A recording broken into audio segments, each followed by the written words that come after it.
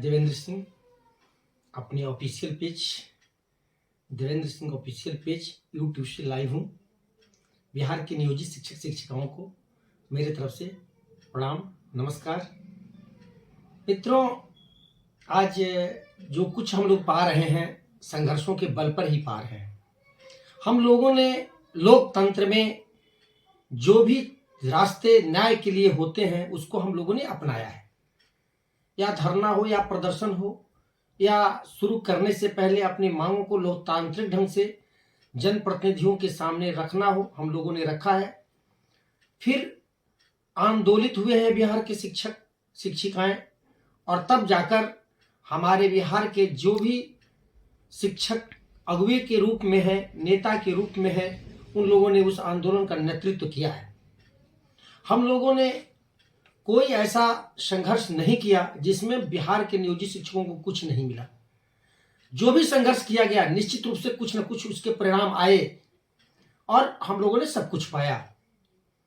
बिहार में एक बार हम लोग न्यायालय उपेंद्र राय सहित अन्य शिक्षकों ने जो केस किया था, उस केस में पटना हाईकोर्ट ने कह दिया था कि नहीं, नियोजित शिक्षकों को समान काम के लिए समान वेतन देना होगा।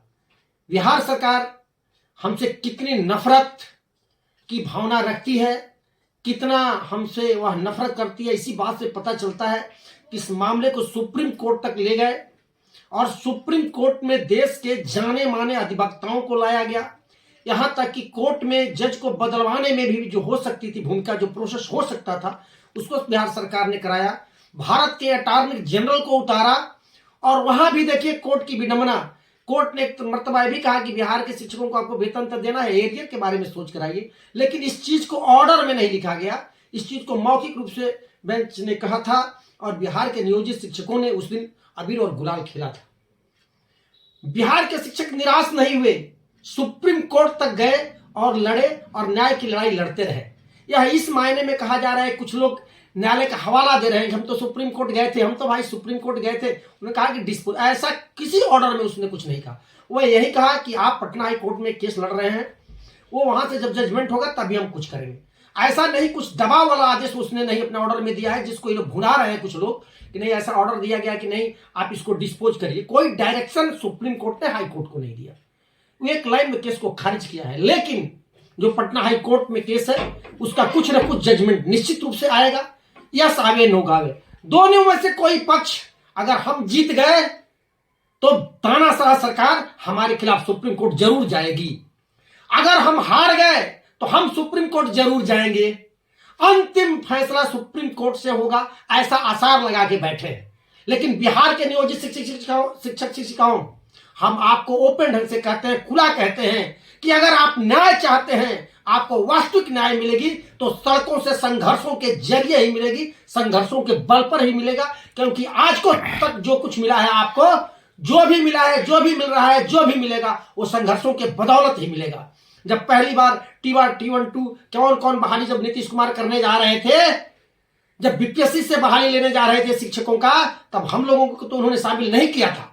लेकिन बिहार के शिक्षकों ने जोरदार प्रदर्शन किया, जोरदार हमला बोला, जोरदार ढंग से उनके जनप्रतिनिधियों को घेरा, तो नीतीश सरकार मजबूर हो गई और कहा, सदन के अंदर उनको घोषणा करनी पड़ी, नियम में परिवर्तन करना पड़ा कि पूर्व से बहाल नियोजित शिक्षकों को भी हम हर हाल में एक मामूली परीक्षा लेकर, जिसको मामूली कह रहे हैं, मामूली वाला आप लोग भी देकर आए, कुछ लोग देने के प्रोसेस में कुछ लोग विरोध कर रहे हैं, मामूली का बहाना देकर ही सही, लेकिन उनको कहना पड़ा संघर्षों के बदौलत कि निश्चित रूप से आपको हम बिहार में नियोजित शिक्षकों को भी बिहार कैडर बनाएंगे, और उसी प्रोसेस में।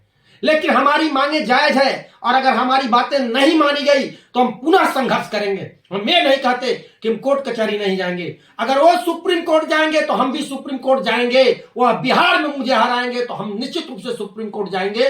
सुप्रीम कोर्ट का जो न्याय होगा वो मान्य होगा। लेकिन अगर शिक्षकों के पक्ष में अगर नहीं कुछ न्याय मिल पाया तो संघर्ष हमारा नहीं रोकेगा। यह मेरा संवैधानिक अधिकार है, लोकतांत्रिक अधिकार है। हम अपनी मांगों को लोकतांत्रिक ढंग से उठाते रहे हैं। आज इनके सारा एमपी एमएलए भागे भागे फिर रहे हैं जब नियोजित शिक्षक घेर रहे हैं। एक पगड़ी वाले उप मुख्यमंत्री को भी लोग घेर रहे हैं। पगड़ी वाले मुख्यमंत्री जिन्होंने लाठियां खाई थी, मुझे गर्व है, जिन्होंने संघर्ष किया था, मेरे लिए लाठियां खाई थी। एक कैडर की जान गई थी नियोजित शिक्षकों की मांग के लिए। मैं इन लोगों से कहना चाहता हूं जो लोग सरकार में साझीदार बन चुके हैं, जिस साथी ने, उनके एक साथी ने अपना दम तोड़ दिया था उस लाठीचार्ज में, उसकी सच्ची श्रद्धांजलि तब होगी जब बिहार को शिक्षकों को बिना शर्त, आप नियोजित शिक्षकों के रूप में नहीं, बिहार कैडर में शामिल कराते हुए मूल शिक्षक घोषित करवा देंगे। तब माना जाएगा कि आपने अपने कार्यकर्ता को सच्ची श्रद्धांजलि दी है। हमारे साथ तो आप न्याय किए ही, लेकिन हम इसका भी इंतजार करेंगे।